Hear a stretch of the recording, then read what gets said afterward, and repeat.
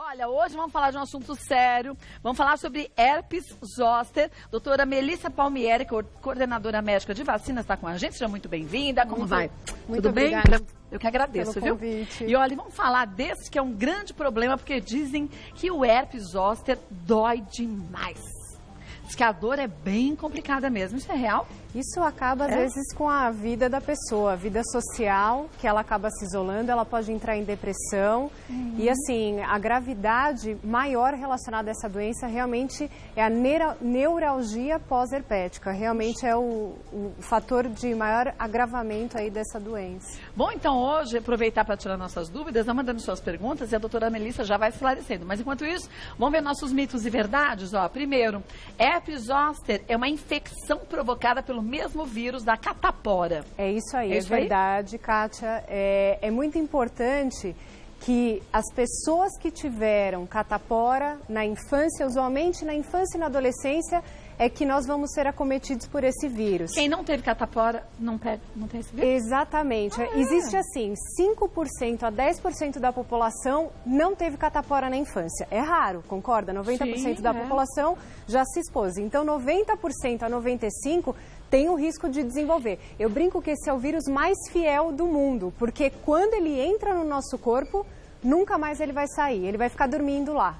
Mas é da família do vírus da herpes? Do labial também? Não, eles são parentes, mas não é o mesmo vírus. Tá. O vírus do herpes simples, né? O herpes simples é o que causa o labial e o genital. Já o varicela zoster, que é um primo, é um vírus que causa o herpes zoster e a catapora quando a gente é pequenininho. Então, quem teve catapora pode ser que venha a desenvolver o herpes zoster. Exatamente. Vamos ver mais uma. Somente pessoas que já tiveram catapora na infância serão acometidas pelo vírus do herpes zoster.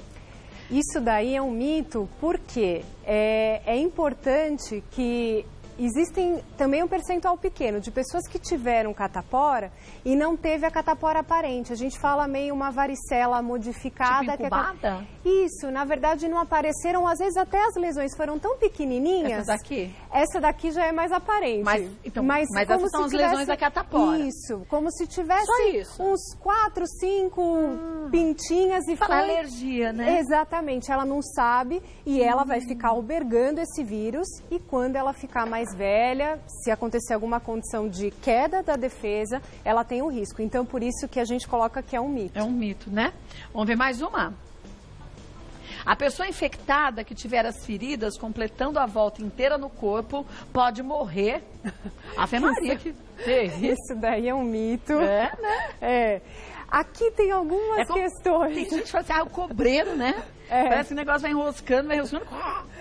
Aí tem algumas questões, tá, Kátia? Porque assim, o vírus da varicela zoster, ele acomete o nervo sensorial, ele pega o dermátomo. Aí ele pega uma meia volta. E aí alguém inventou da história da volta inteira que morre. Aí o que a gente fala é o seguinte: às vezes, uma das complicações do herpes, principalmente quando ele acomete uma extensão grande do corpo, a pessoa coça, arde, dói, ela joga bactérias e cria uma infecção secundária. E aí vai agravando o quadro, né? Não é que o problema foi o herpes zoster, mas como que a pessoa se portou frente a ele, é uma das outras complicações. Ou também, outra coisa, Kátia, pode não ser herpes zoster, às vezes está com uma lesão, uma alergia a alguma outra coisa. E por ela estar, muitas vezes, esses quadros extensos têm relação, às vezes, com uma queda do sistema de defesa e pode ser aí do médico estar avaliando outra doença, né? Então tem que ir para o médico. Exatamente. Sempre, né? Vamos ver mais um? Se não for bem tratado, o herpes zoster pode causar dores para o resto da vida. Exatamente. Para o resto da vida por quê? Porque, na verdade, como ele inflama o nervo, né, o ideal é assim, diagnosticou pelo menos até 72 horas, procurar o serviço de saúde e o médico ele vai prescrever usualmente um antiviral para reduzir esse risco da dor, né, que a gente fala neuralgia pós-herpética. Só que acontece casos, mesmo até com tratamento e principalmente com o passar da idade, que nosso sistema está mais velhinho, está mais enfraquecido, existe o risco de os analgésicos não fazerem muito efeito, não haver uma desinflamação adequada. E como pegam pessoas numa fase uma idade mais avançada, às vezes ela pode passar até os anos finais da vida aí com essa dor, né? Mas é uma dor com a mesma intensidade? Olha, Kátia, tem pessoas... Tem pessoas que falam que... Não, o quadro agudo realmente ele é mais... ele é o exuberante. Mas as dores pós também, elas acabam muito com a vida do indivíduo que foi acometido com a qualidade. Ah, que terrível. Vamos ver mais uma? Essa doença não é contagiosa. Volte, a doutora Melissa vai dizer se é um mito. Não é contagiosa. Mito ou verdade? Isso é mito, né, Kátia? Como eu falei, existe um percentual que nunca teve contato. É baixo. Quando chega na fase adulta, em torno de 10% não teve contato. Então, se, por exemplo, eu nunca tive catapora na minha vida. E nem aquelas bolinhas que parecia-se uma alergia, né? Exatamente. E aí a tia, que é uma pessoa mais velha, ela pegou lá o herpes zoster. Eu tô com contato com a tia... Ela pode me passar sim, porque a sua imunidade está baixa. Exato, né? E as bolinhas da lesão da pele, elas são cheias de partículas virais. Como a catapora, né? Exatamente. E aí pode me passar. Agora, a gente lembrar que antigamente as mães e as avós falavam assim, ai, Joãozinho da catapora, junta os primos todos, vamos todo mundo pegar junto. E não é assim, não. Gente. Não é. E graças a Deus a gente tem a vacina de catapora hoje. Na nossa época não tinha, né, Kátia? Não. Mas assim, a época, graças a Deus, as crianças hoje já têm uma vacina e o governo dá, né? E não é assim, é doença infantil, é melhor pegar logo. O melhor é você vacinar e não pegar doença alguma, né? Exatamente. Vamos ver mais uma? A queda da imunidade em qualquer fase da vida pode reativar o vírus. Isso é uma condição que eu falo sine qua non. Assim, baixou a imunidade porque é aquilo. Não falei que o vírus fica lá dormindo no gânglio nervoso? E aí, quando você baixa o sistema de defesa, ele reativa. E no reativar, ele migra em todo o nervo sensorial e causa aquelas lesões horríveis, a extensão. Então, é uma condição. Aí, o que a gente fala? Doenças, por exemplo, que baixam a imunidade também podem causar uma reativação de HIV. Exatamente, um HIV. Às vezes um diabético, que o diabetes mesmo abaixa a imunidade, ou a pessoa está passando por uma depressão, um estresse físico, emocional, ou ela está com privação de sono. Todas essas condições podem levar, sim, à reativação do vírus. Isso, gente, é bom conversar sempre com o seu médico. Percebeu que você vem há muito tempo ficando resfriadinho, ou que nem eu estou fazendo tratamento de rinite, você tem muita rinite e não faz tratamento, porque... Às vezes a gente acha que é uma sinusite, mas é uma rinite. Então, tem que avaliar direitinho e quando? Sempre. Exato. Porque, às vezes, eu fui várias vezes no médico, eu tinha sinusite, mas o início, o start, era rinite que eu não sabia, eu não tratava. Então, isso também é importante a gente sempre analisar, avaliar né? o geral, né? Para que essa reativação não aconteça, né? E manter-se saudável, né? Atividade física, alimentação, isso mesmo. Claro, gente, que a gente mostra umas coisas maravilhosas aqui. A gente não vai comer panceta todo dia. Não. Né?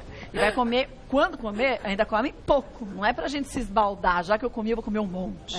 Exatamente. Não é? A dieta é super importante para qualquer desfecho de doença, né? E a obesidade, a gente sabe que também acaba diminuindo a imunidade, favorecendo outras doenças, né?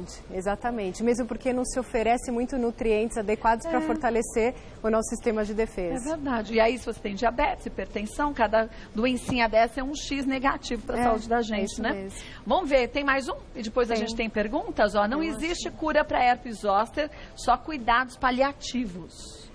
Então, isso daí a gente fala que é um mito. O que é importante? Com relação ao herpes zoster, é aquilo que eu falo. Existe um tratamento antiviral para que a gente minimize toda a ocorrência da doença. O que não existe cura é da infecção, porque uma vez infectado... Uma vez com o vírus para sempre ele é o mais fiel, ele vai ficar com você o resto da vida. Gente, quanto a isso a gente não pode fazer nada. Exatamente. Quem tem aquela marquinha de catapora, eu tenho uma, que eu com 2 aninhos tive catapora. Eu sei que eu tenho o vírus varicela zoster comigo e que em algum momento da minha vida, espero que nunca, mas é um percentual que isso acontece na população quando envelhece, vai ter um risco de herpes zoster, Mas tudo bem, a gente pode não ficar livre desse vírus, mas a gente pode escolher e ter atitudes para a gente deixar o sistema imunológico sempre fortalecido, Exatamente. Né? E aí é a nossa parte. Exato. Né? Vamos ver agora as dúvidas que surgiram? Ana, estou com 28 semanas de gravidez, meu marido está com herpes zoster. Meu bebê e eu podemos nos contagiar com essa doença? Olha, Ana, é super importante aquilo que eu falei para a Kátia, né? eu espero que você faça parte dos 90% da população que já tiveram contato com o vírus. Então, se você já teve, você tem imunidade e não vai ter esse risco. Agora, se você fizer parte dos 10% que não teve a exposição ao vírus, existe um risco, procura um serviço de saúde, porque existem anticorpos que podem ser administrados prontos para evitar que o vírus infecte o bebê, né? A mãe e o bebê. Então é bom conversar com o médico dela, né? Sem dúvida, sem dúvida.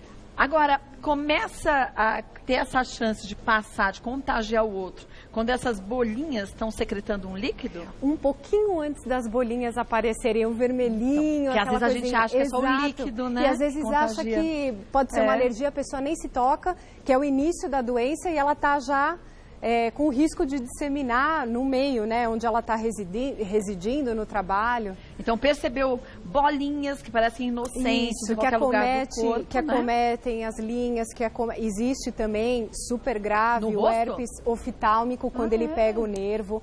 Ele pode pegar vários nervos cranianos que a gente fala e pode levar até cegueira. Eu não sei, existem fotos, a gente nem trouxe aqui, né? Porque são fotos muito feias no sentido da gravidade da doença, que acomete toda uma face, pode levar até cegueira, Kátia. Então não dá para brincar, gente. Não é uma coisa simples, né? Que a gente fala cobreiro, as pessoas acham que benze e passa, e pronto. Né? Olha, e outra, né? Percebeu, parece uma alergiazinha, vai no médico de qualquer jeito. Antes a gente ir no médico sem ter nada, do que deixar de ir e depois perceber que não tem como a gente contornar esse problema, né? Sim. Voltar atrás. Vamos ver mais uma?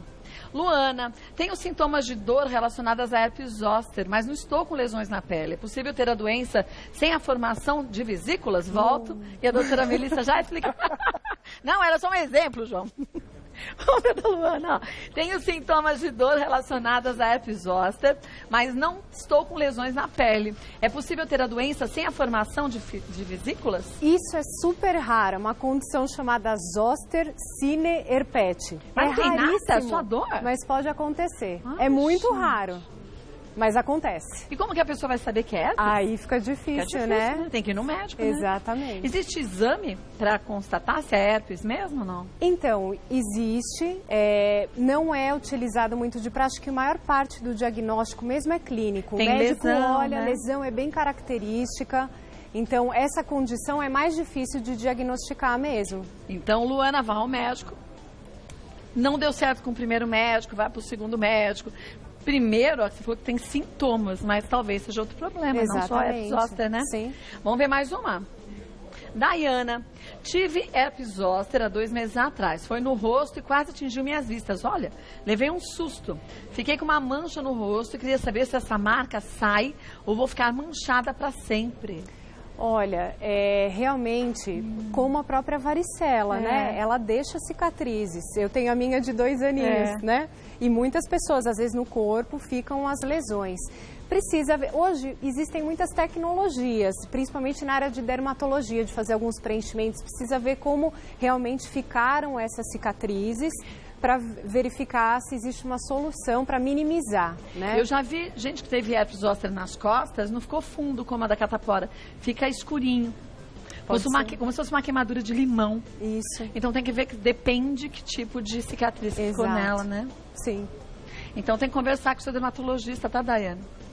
Mas quer saber dos males o menor, né? Antes ficar com uma mancha, uma cicatriz, do que se tivesse atingido os olhos, né? E até ela, ainda bem, graças a Deus, ela fala que ela não está com muita dor, né? Porque com esse acometimento, às vezes fica dor por meses, até anos, né? Então, ainda bem, ainda agradeço, viu, Daiana?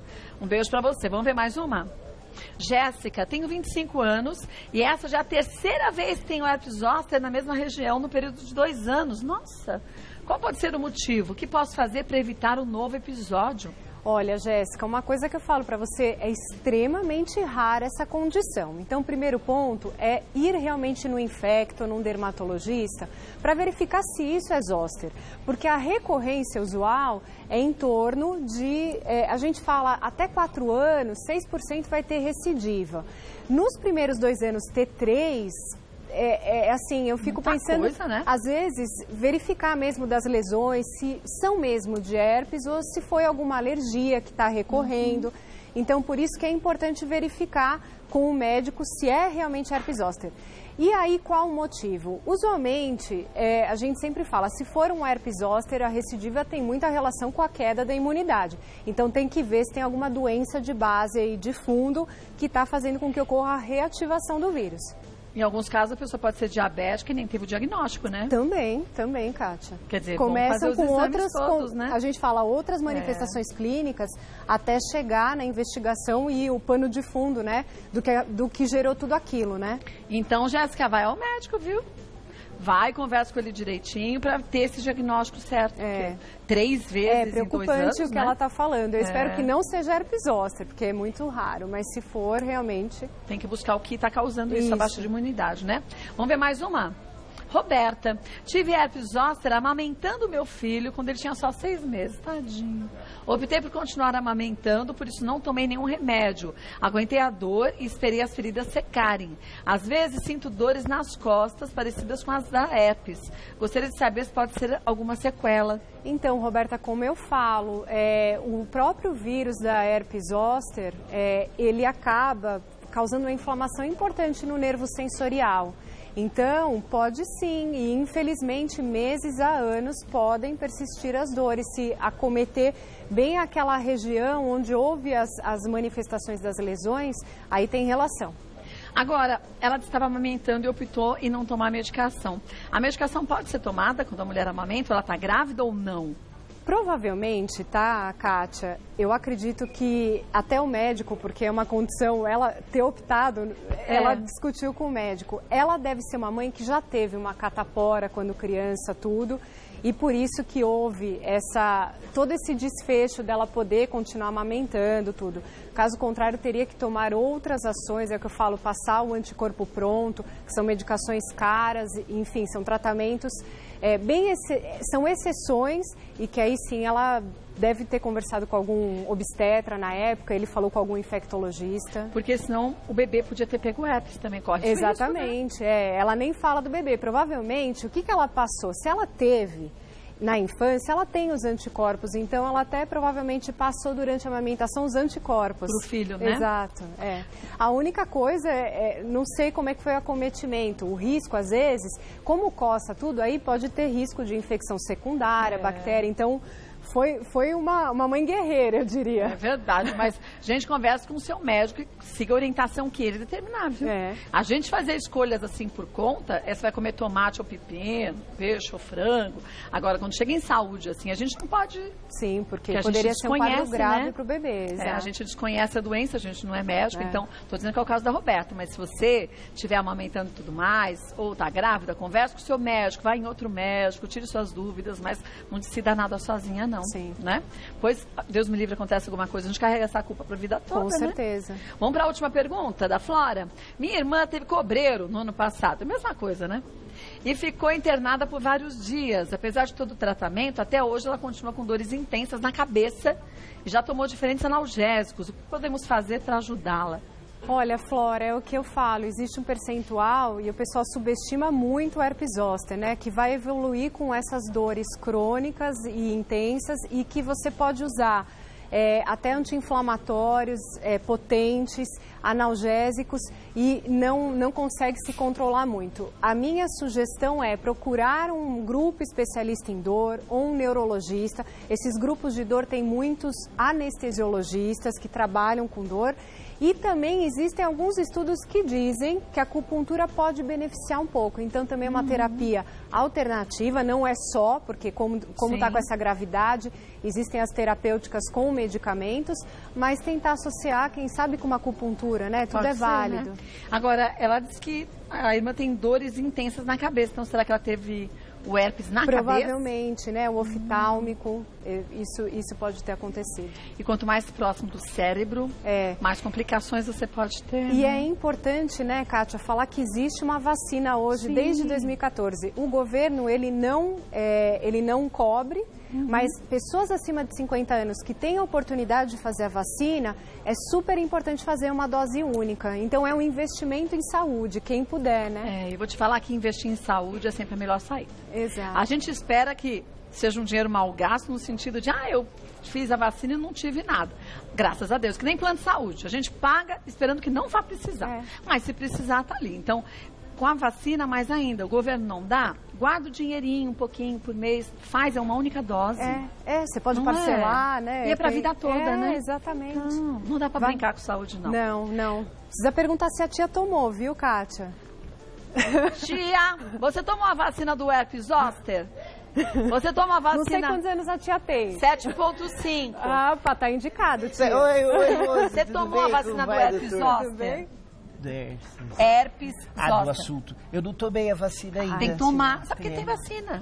Doutora Melissa falou agora, acima dos 50. Acima de 50. Já tá com 76, ela falou? 51. 51. Tá doida? É 7,5. Então tem que tomar.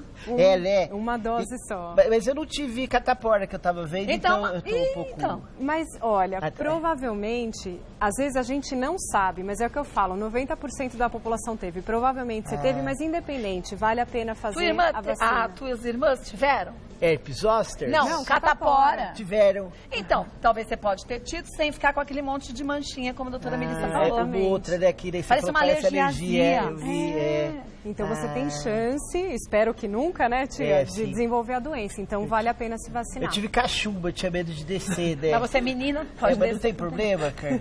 Não tem lá embaixo as bolinhas. Não, mas aqui no centro. Não, são dois. Não é que tudo são dois. Falando em cachumba, o pessoal tem que estar em dia com a vacina, porque tá tendo um surto. Exatamente. Tá um surto de cachumba. Então, cachumba também é importante tomar Mas sabe a o que a gente devia fazer? Vamos combinar com a doutora Melissa, ela volta, pra gente falar sobre o calendário de vacinas. Perfeito. Porque mudou muito. Você tem o seu calendário? Eu tenho na minha carteira, assim. Eu tenho. Não, o quê? Com desde criança? Não, desde criança não, né? A gente até comentou isso, lembra? Lembra que a doutora veio aqui quase me acabou. Não acredito que você não tem. Mas já tem 48 anos, agora tá aquele negócio até quando? Precisa. Agora a gente sabe, mas agora a porteira já ficou aberta. E o meu era feito da pedra, assim, eles riscavam assim, sabe? Mas a gente achava que vacina era a última aos 15 anos. E hoje existem vacinas para meningite, pneumonia. São novas tecnologias que previnem, levam à longevidade, prevenindo doenças graves que podem acometer a gente quando vai aumentando a idade. Por quê? Porque o sistema de defesa vai enfraquecendo, né? Não é só a pele que enruga, o sistema de defesa também. A pele demonstra as células como estão ficando velhinhas também. Verdade. Então, tia, vamos fazer o nosso calendário de vacina. Perfeito, obrigada. Olha, vou passar para vocês os contatos da doutora Melissa Palmieri. Tem um Instagram que é underline, assim, underline, Hermes Pardini. Ponto Pardini. Então, tracinho, underline, Hermes ponto Pardini. Isso. E aí a gente consegue saber tudo sobre o trabalho da doutora Melissa Palmieri. Querendo sugerir algum tema, fique à vontade. E a gente, só lembrando, nosso espaço aqui, gente, não é de diagnóstico, não. É de prestação de serviços, é de informação, esclarecimento. Para quando a gente chegar no médico, a gente já tem um pouquinho mais de prática com alguns assuntos e sintomas, para a gente poder até levantar. Olha, será que não pode ser tal coisa? Eu assisti lá no Mulheres, eu faço isso. Vai com os sintomas todos anotadinhos num papelzinho, quando você chega no médico, que isso ajuda também ao médico. Ajuda muito. Às vezes você fica com vergonha, você acha, vão achar que eu sou louca. Não, gente, vão achar que você está querendo se cuidar, e é isso que mais importa. É o mais importante. Queria sugerir mais uma vez pra doutora. O quê? Trocar o Instagram é complicado, né?